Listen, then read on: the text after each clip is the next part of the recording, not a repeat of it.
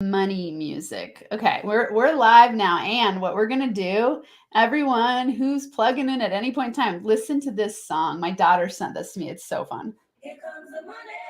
Here we go. Woo! I love it. Love it.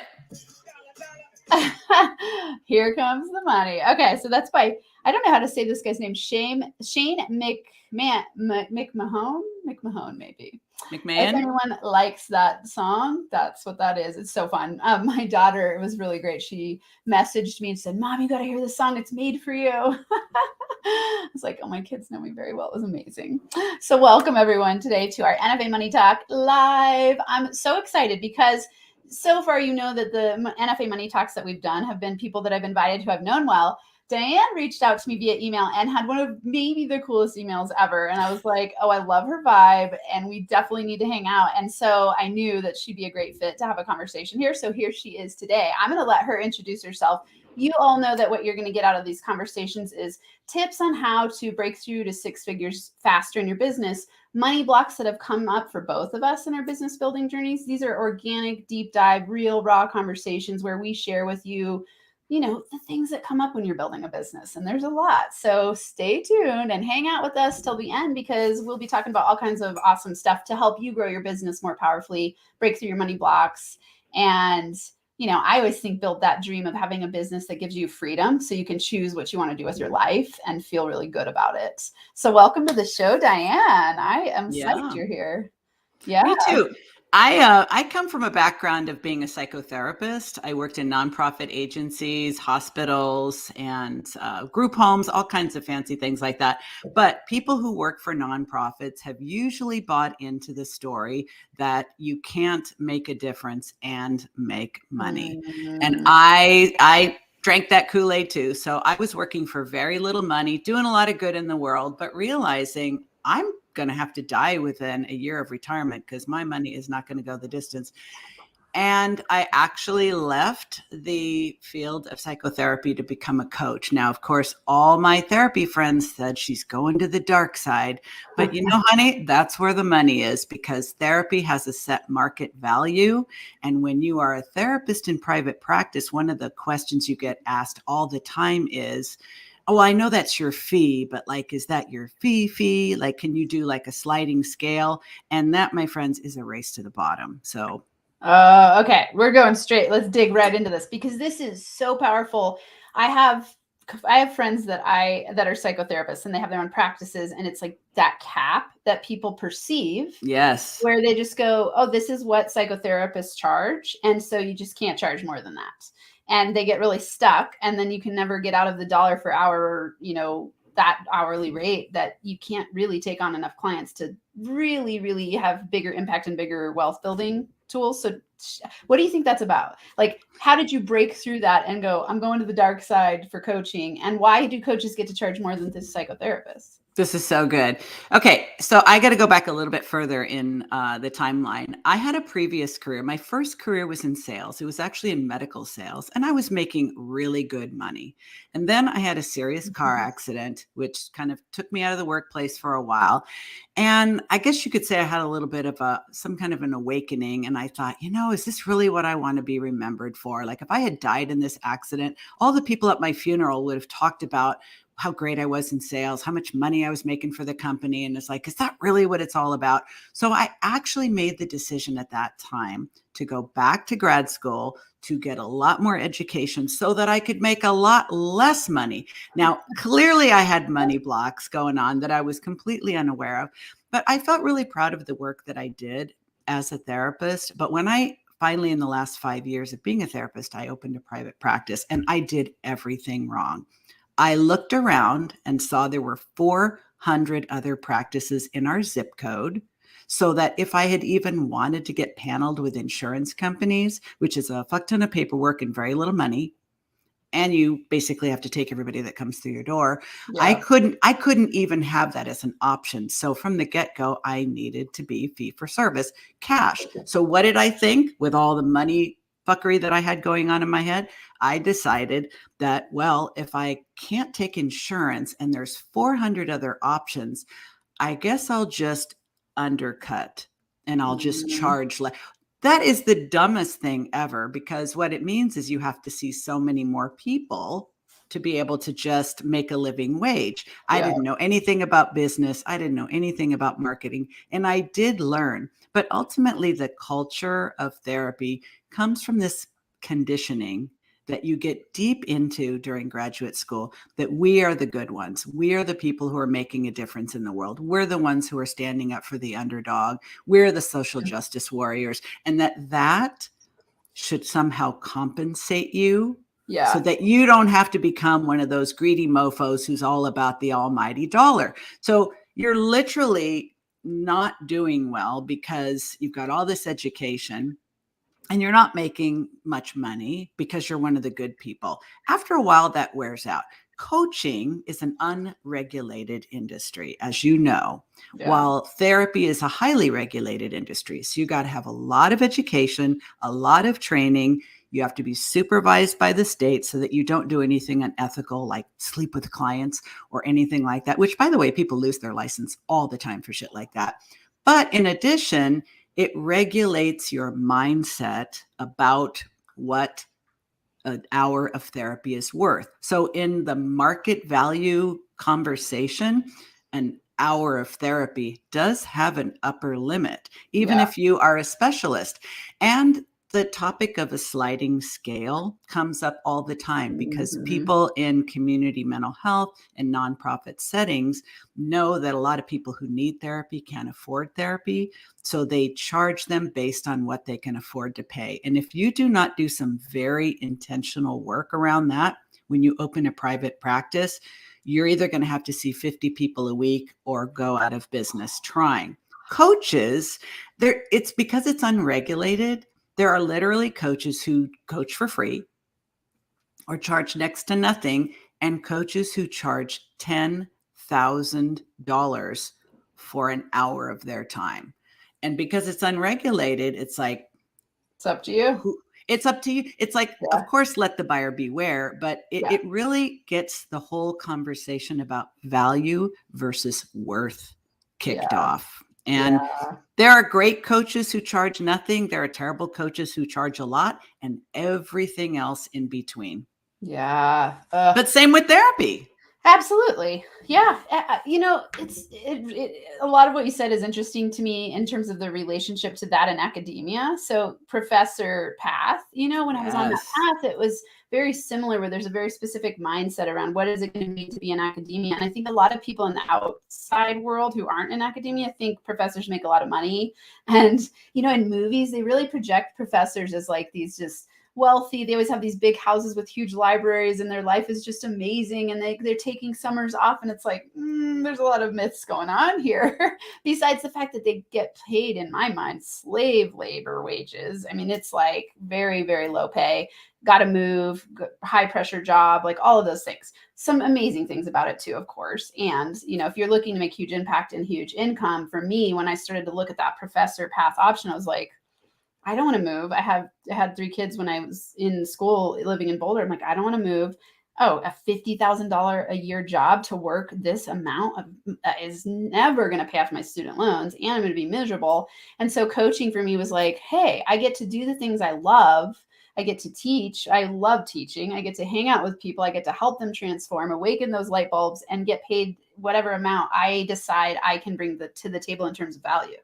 And so I love this conversation. It's really I love the freedom about it. But I'm curious to know, did you have colleagues, academic, because a lot of my clients are academics who are wanting to leave academia and develop a coaching business. Also people coming out of nonprofits and people coming out of corporate. But I think what people don't really understand is whatever path you're on, whether you're working in corporate, working in nonprofit, working in academia, in addition to the feminine conditioning, and you and I both know what I'm talking about, like, you know, you're a woman, you're supposed to let other people take the last cookie, like otherwise you're greedy, and we don't want to be thought of as greedy or selfish or, you know, wanting more.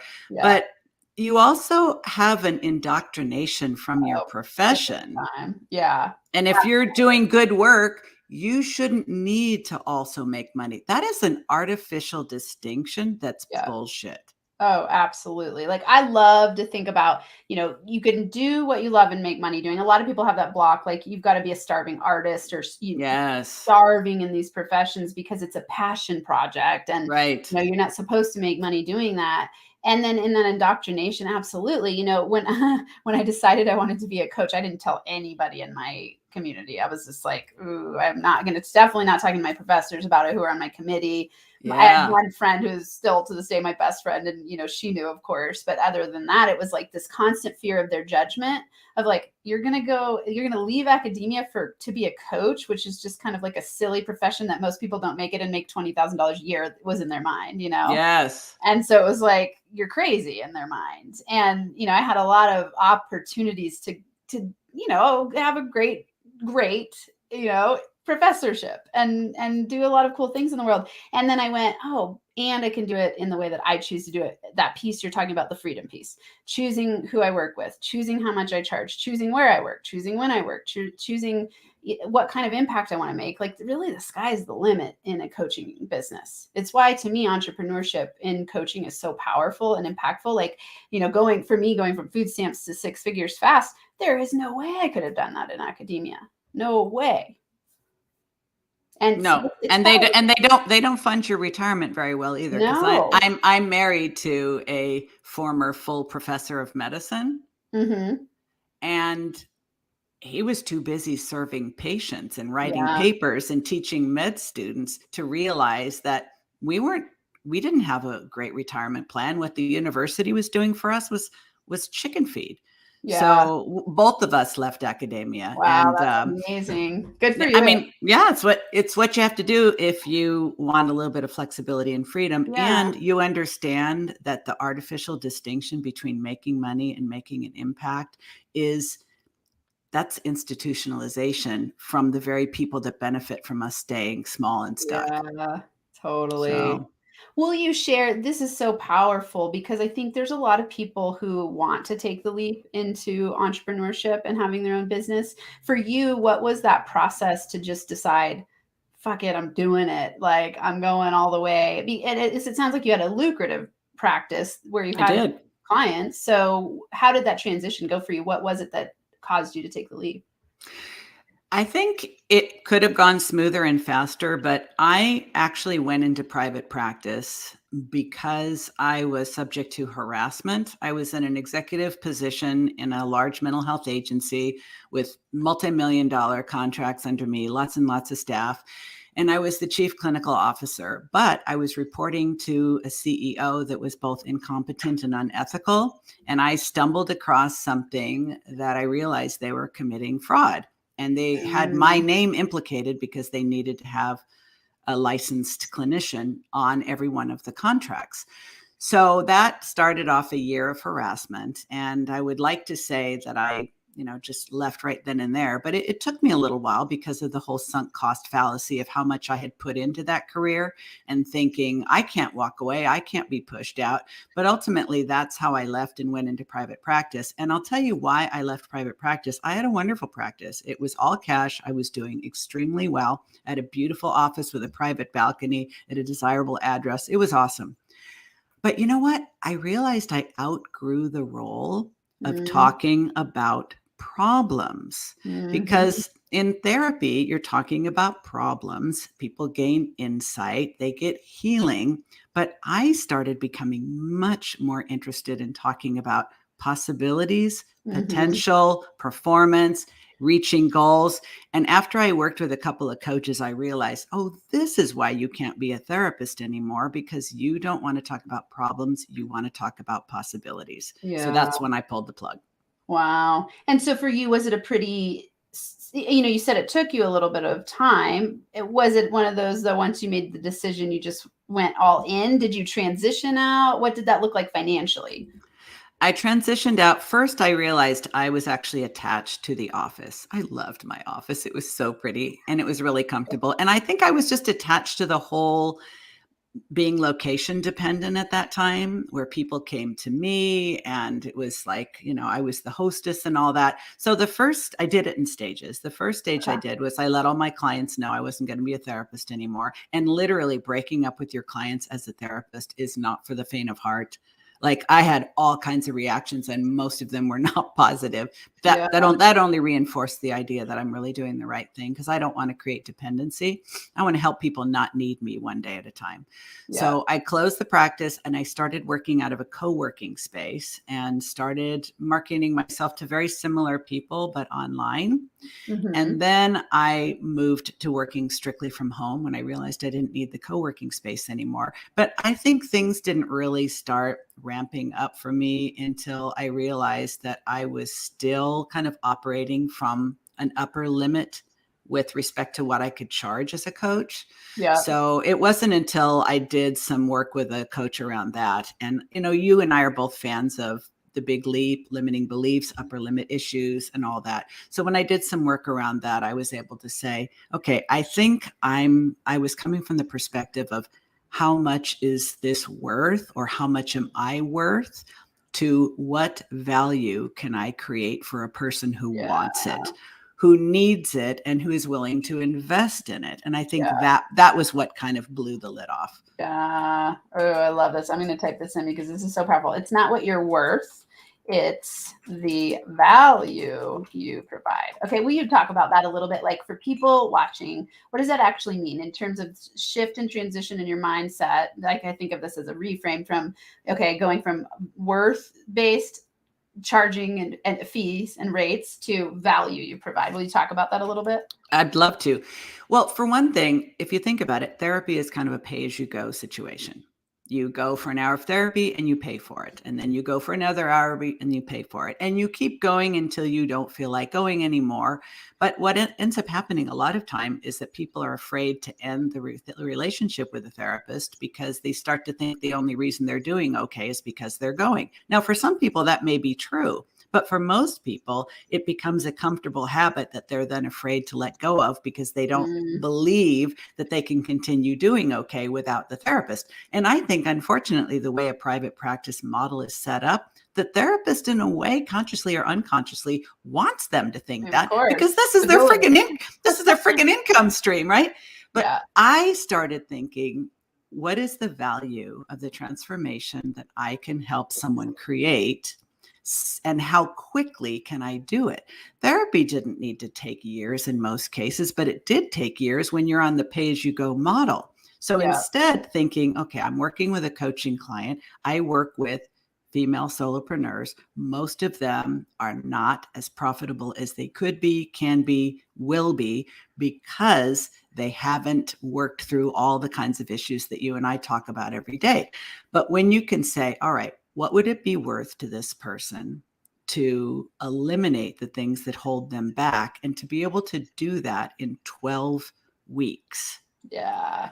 How, sort of taking it from a pay as you go and pay by the hour to what is the value of the transformation and the amount of time you can deliver it. Now, if I can deliver that transformation in one day for a person who likes to move things quickly, well, that would be worth that much more, because the person who wants to get it done in one day instead of 12 weeks probably is resourced adequately for that to be a very profitable day for both of us. Yeah, I love this. I was watching I think it was a YouTube short or something, but it was somebody talking about exactly what you're sharing. It was like, okay, if I can get a result in 1 hour versus 6 months and it's the same price, people have this perception sometimes like, well, it only took you an hour. Why would I pay you this amount? It's like, well, it took me years of training to know the exact perfect way to tap into your unconscious in 1 hour versus taking 6 months of therapy and wasting all that time. If I can do it in an hour, why wouldn't you want it in an hour? So it's the outcome, right? The outcome is the breakthrough or whatever it is that people are paying for. So that value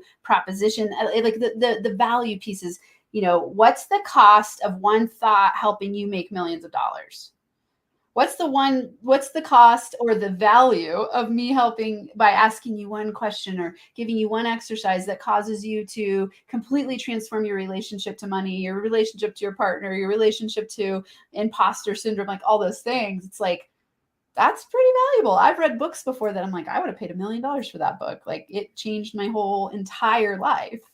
So yeah, I love this concept, so it's instead of pay as you go, and really thinking about, what amount of time do I decide to tailor for somebody? Let's say it's a 12-week program, 12-week package, 12-week transformation, and play with it, and then go, here's the amount that I charge based on the value that I provide and in that person's perception, which is huge. So yeah, I want to ask for you, like marketing wise, because you talked about a little bit at the beginning of marketing being something that in the beginning, like business wasn't in your mindset as a psychotherapist. That's another thing I think often healers don't, it's like they have this gift for healing, but they don't know anything about business. And we're in business, whether you're a healer or a coach or social media expert, whatever it is, you're in business. So you got to learn some business skills and some marketing. So for you, that shift, how did you start to talk about it differently, just to help people watching? Because I know this is a huge block for a lot of people. Like, how do I go from dollar per hour shift to value shift in the way that I charge? First of all, I think it requires that you understand that your thoughts are a mindset. They are not truth. They are not reality. They cannot be proven in a court of law. You might pass the lie detector test if you were hooked up to one because you hold them so strongly, but they are in fact thoughts that you learned to think. You were not born thinking my skills are worth $200 an hour or $1,000 an hour. You were not born thinking that. You learned to think that.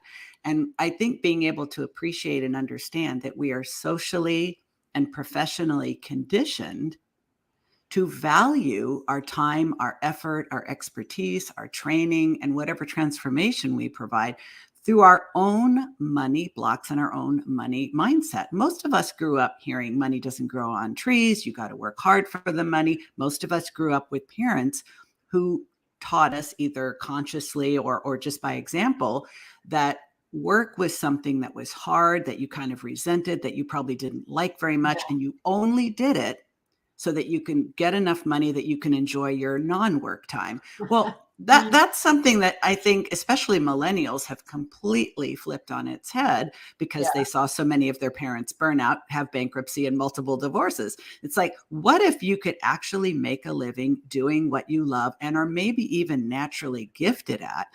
To be able to actually even give yourself the freedom to start to think that, I think means you sign your own freaking permission slip. And I think that's another thing that you have to sort of separate yourself from the herd. Not only hang out with people who are already in your profession. I literally lost all my therapist friends because they thought I had sold my soul to the freaking devil when I became a coach. Literally saying things like, you're walking away from all the people who need you most. I got news for you, sister. Yeah. People have problems in every income bracket, and people who own businesses have problems too. And they don't want to see a therapist because they don't accept this thinking that there's something wrong with them. They want to do better. So being able to give myself permission to say, actually, I'm not only good at helping people heal from trauma, loss, abuse, I'm also good at helping people evolve into a new identity where they have new thoughts, a new perspective, and a more expansive idea of what they're capable of and what the value of what they're capable of is. But you have to be able to recognize that what you're thinking about how much you're worth is all learned. And what you've learned, you can unlearn, and then you can replace those thoughts with better thoughts. But no one is going to give you permission to do that. You literally have to believe it's okay for you to sign your own permission slip, or everybody is going to stay right where they are forever. Love these. These are powerful points. Okay, so what you think about how much you're worth. So your belief system around your worth is learned. Yeah, okay. This is absolutely. powerful because everyone watching, when you go back and look at your history, you can see your transformation of your beliefs over time because you don't believe the same things at 10 as you do today. And so you can start to realize that your whole reality is created by what you currently believe. And so what I currently believe is planting seeds for the future of what I create. And what you have today has been planted from the beliefs you had before. And so we can transform these. This is really cool because, imagine that if you were just born believing something and it was true and that's all you get to create for your whole life. right? That doesn't, we know that that's not true now. And so at any point in time, you can decide to completely shift your reality, which is why I think coaches are so powerful, because they help you do that. And you can get there so much faster when you have someone asking you the right questions and guiding you on that journey, because it's challenging to see what you don't see. And you're so embedded in that belief system, you think it's real. It feels so real to you. One of my favorite expressions to describe this, and everybody gets this when they hear it, is, you can't really read the label from inside the jar. Yeah. And I'm like, ooh, that's good. I want to tell you a little story. Love that. Are you familiar with the Spartan races? Yeah. Okay. So a friend of mine ran a Spartan race, and then she was going to go volunteer at a Spartan race and asked me if I would go volunteer with her. And I was imagining, I don't want to sit at the sign-in table and give people their lanyards and tell them have a good race and stuff. She said, no, we'll find something interesting and fun for you to do. What I ended up doing was, out of the 18 different obstacles in the 3 miles of running, I was at the 17th obstacle, which is about a 30-foot high rope pull. So you pull yourself up this big, thick, knotted rope all the way up to the top, hit a cowbell, and then lower yourself down into this big watery pit. Well, all the elite runners, no problem. They scampered up there like monkeys, flipped over, kicked the cowbell with their feet, and then scampered back down. And then there were people who just took one look at that thing and said, fuck no. So they just went and did the 30 burpees. They didn't even want to try. But there were a certain number of people who got about, I'd say 2/3 to 3/4 of the way up the rope. Now we're well into the race by this time. Yeah. And they were physically, emotionally, mentally spent. So they would get most of the way up, and everything in them just kind of gave out. I grabbed a bullhorn out of somebody else's hand and literally made eye contact with each of those 5 people, called them out by their description because I didn't know their names, and literally coached them the rest of the way. And that's when I realized That's awesome. I'm not as good for beginners, and the people who can do this in their sleep don't need me, but the ones who get pretty damn far on their own will and grit, but can't break beyond that barrier, those are the people I love. And I'm one of those people too. So I work with my own coaches. Yeah. This is so great. So many layers of awesomeness in that. I was thinking, I'm just visualizing you there, with the blowhorn and coaching and cheering people on. I love something you're saying that's really important for people to pick out is know what you're good at and who you enjoy working with. It's like, I think there's this fear, it's a FOMO based thing where we go, I've got to take on every person because what if not enough people come or not, I don't trust them and make enough money if I don't accept everybody. And it's this real desperation energy. It's like, I'll desperately chase anyone to work with. And I see this a lot with, newer entrepreneurs. They get scared and they take whatever. Sometimes I think it's a good discovery process when you're starting. You've got to take on different people to see who you work well with. And once you know that, laser focus on that. Because Absolutely. that's where your gold is. Because I always tell people your success is my reputation. So when you're successful, I thrive, you thrive, we all thrive. And so you don't want to be chasing people that aren't a good fit for you, because then you're not going to be able to get them the results that they are looking for. And then it feeds this story to your imposter syndrome self that you're not good at what you do. So it's really powerful to know what you're good at. Who do you love to work with? And it sounds like you've mastered that. So that's awesome. Okay. Oh my gosh, I could talk to you all day long. This has been awesome. I want to ask if you could share 3 really simple tips in terms of breaking through to 6 figures as fast as possible.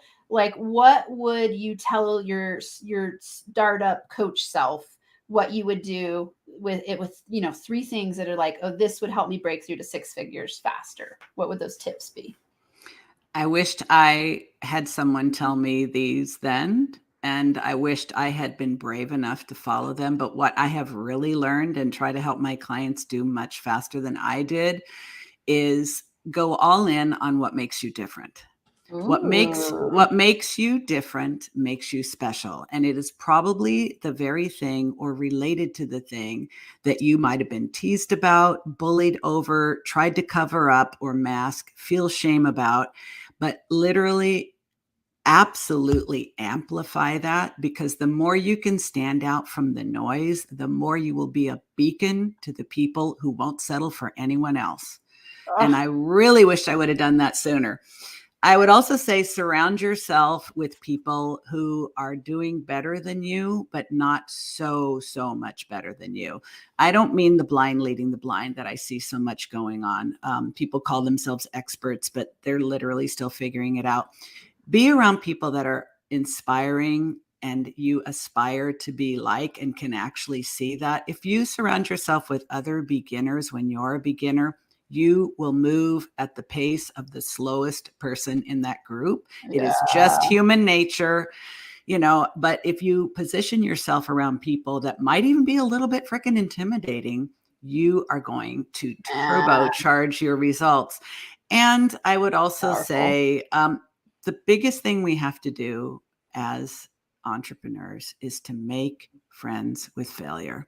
Most of us have done everything possible to avoid failure all of our lives. But the reality is, if you change the way you think about failing and you actually run headlong toward it, it is the quickest way for you to get feedback about what you're doing. Is this the right thing? Is it the wrong thing? Do I need to pivot? Do I need to rebrand? Do I need to let go of something? Do I need to try something new? Change your relationship with failure. You are going to get there so much faster than people who are trying to avoid it, like COVID. I was going to say the plague, but we've already got a better, closer to home example.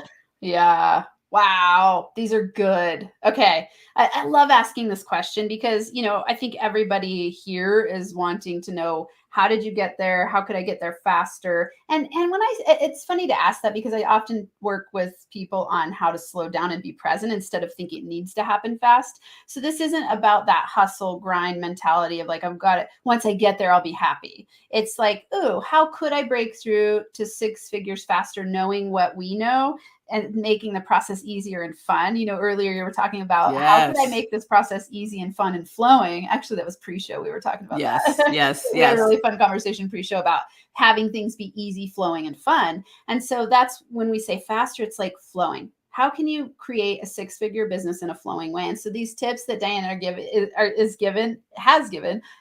Awesome. Okay. So go all in on what makes you different. What makes you different makes you special. And being special is what helps you stand out and not just be like everybody else. Because we all know that there are a million types of entrepreneurs in each of our areas of expertise. And so you got to stand out, be bold, be loud, be proud of who you are and attract those people your way instead of hiding and trying to fit into someone else's mold. Like it's exactly why Diann, when she emailed me, I was like, fuck yeah, I got to get to know her. I mean, it was like such a cool email, really. Like I didn't even share that with you. I knew I would here, but it was like, oh my God, your energy is amazing. And the way that you were just to me, it was like, you weren't selling yourself. You were just being authentic and it was awesome. And to me, it was like, yeah, let's hang out. And I can see like when you're doing that in your business and you're marketing from that perspective, you're just sharing yourself with the world and you're then attracting people to you because they're aligned. I equally love when you're, on this one, when you're bold and loud with who you are and you just go like, like NFA. I got an email the other day because I have, it's like no fucking around. For the right person is like high fives. For the wrong person, I got an email that said, you are, God, what was the word they used? It was like something along the lines of rude and disrespectful. You're so rude and disrespectful. Please take me off your list. And I thought, I don't know how you got on my list. You're like, I can't get you off there fast enough. Exactly. You don't belong here. Totally. I had the thought for a moment, like, sometimes I'll send a video back and be like, hey, like kind of just my kind, loving self and just be nice and be like, got it. And then I was like, I'm not going to waste my time here. And also it's this thing of, it's such a great clarifying tool to filter the right and wrong people out. And this is no judgment on anyone. It's just be yourself, be different. And that way you draw the people who are aligned to you. So like, to me, this is brilliant advice, Diann. Number 2, surround yourself with people who are better than you. And in that way where you're in your stretched zone is what you're having me think of. Like, yes. If you surround yourself by everyone who you're better than, you don't get to grow as much. No. And if you surround yourself by people that are way too far, you're going to have that imposter syndrome trigger. So it's like that sweet spot of hang out with people who are stretching, helping you stretch and grow, and then making friends with failure. Before we close, I want to know, what would you say is a big, perceived quote unquote failure that you've learned from? Because I know from what you said, you making friends with failure, you see failure as a beautiful gift and you're running toward it. So what's a big one that you could share that has helped you grow the most? I launched my first group program and one person signed up. One person. And then I had to chase her to give her money back. She wouldn't even answer my emails. I'm like, this is like absolutely cringeworthy. But I realized that I wasn't all in on that program. And it was energetically transmitted to everybody who read the nurture sequence, the sales. I literally thought I needed to launch it at that time. And my heart wasn't in it. It's like, I think one of the things you talk about is competing commitments. Yeah. How you have literally, you cannot be in two places at once, and the unconscious always wins. So in spite of sending all the emails and all the things, it's like one person signed up and it was probably by accident. So I talk about it a lot now because that's another thing. Everybody who you see doing well, unless they are really, really honest and transparent, there's so many failures. And I think if we can normalize that shit, talk about it, laugh at it, embrace it, it's really important, because we don't want people who really need to be in the entrepreneurial pool to give up too soon. We are the people who change the world. So you need to stay in the pool and keep splashing around and recognize that that cannonball means nothing in the long run. Everybody does it. Yeah. So good. I love this. I thinking about the way that entrepreneurs make a difference and how when you don't have the right mindset, at the very beginning, this is what Diann said. She said, your thoughts are a mindset. They are thoughts you learn to think. When we have those thoughts of failure as being, I should give up and I don't shine my light in the world, that's when we fail the world, I think. It's like, it's our responsibility to bring our gifts to the world and actually transform the world. And so if you are inspired as an entrepreneur to be in that, find people to help you, because I always tell my people, your success is inevitable as long as you take daily strategic action and give it enough time. Your success is inevitable, and go for it. Like, be all in, because we do get to change the world in such powerful ways. It's incredible. I love what I do. I like cry tears of gratitude pretty much every day, just going like, I get to teach in the world. I get to learn. I get to help people. I get to transform. I get to make unlimited amounts of money. I get to hang out with people like you. I love it. And you get to swear on the job and you won't ever get fired. It's awesome. Exactly. I mean, it is. It's like, it's great. And when I started, was I terrified? Yes. And have there been moments in my business where I've been terrified? Yes. Have I started programs where no one showed up? Yes. And I just kept going. I keep staying. I experiment. Sometimes I still do things that I put out there that it's like crickets. That's how we learn. And you've obviously made friends with failure. Yeah. Because you're still here. And I agree with you. I think success is inevitable if you don't quit. Yes. And the only thing that's going to make you quit is if you believe your own bullshit that I'm not cut out for this. Having a failure means you're a failure. Other people are doing it better. Like, don't pay so much attention to other people. They have their path. You have yours. I unsubscribe from everybody else's shit, except for yours, of course. Because it's just a distraction. It's a distraction from you being you. Don't quit. Don't quit. God, that's so true. It's so powerful to stop negatively comparing yourself to other people. Yeah. Be you, be bold. Okay. I know people are going to want to hang out with you. So real quick from my end, you all know I released a new NFA money formula. So if you want a 3-step formula to make money faster in your business, go to NFAMoneyFormula.com. Awesome. Like, I think it's about almost 3 hours, 2.5 hours of training, resources, some free, some paid, awesome resource. If you want to connect with Diann, she has an incredible podcast, like really, really top notch. And here's where you can find her. And I know that links, I was going to put all the links, but I didn't want to make them too long so people could see it easily. So when they go to your website, if they just do will you share the name of the podcast so they can find that easily? The podcast is The Driven Woman and is Driven Woman. specifically for ambitious women falling short of their goals. I do happen to know that there are men who listen. I do swear, so you are welcome. And everything else is on the webpage. So Diann Wingert Coaching, you do have to spell Diann with 2 N's and no E's, Diann. Awesome. And there's, amazing resources. There's all kinds of cool stuff, and definitely listen to her pod. Sorry, I couldn't remember the name. The name escaped me, but this is funny because I don't always listen to everyone's, when they invite me onto their show and I hang out with them, I don't always listen to theirs, but I loved your energy so much. I'm like, I got to hear what she's talking about. And I listened to several. They're good. So really go listen to her podcast and reach out. Really, obviously, incredible person who's done a lot of different things in the world, has a successful business, cares a lot about helping women transform and empower themselves. So reach out to Diann. And any last, let's share from you a last favorite quote. What's a favorite quote that you live by? I think the one I just gave you.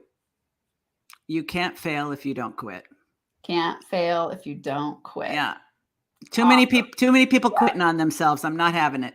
Awesome. All right. Thank you so much for being here. And thank you, everyone. Whenever you're chiming in to watch this, put in the comments something you learned, a key takeaway, and also what you'd like to hear more of in NFA Money Talks in the future. And until next time, NFA Money Making High Fives. Bye, everyone. Put on that dance music. Yeah, right? Woo-hoo. Bye, everyone. Bye.